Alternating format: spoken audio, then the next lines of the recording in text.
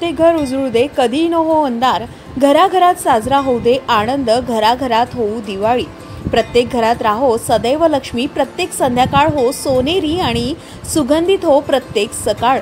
सर्वांनी निर्मळ मनाने द्वेष विसरून मनात ठेवू नये शंका आणि शुभेच्छांमध्ये असो गोडवा।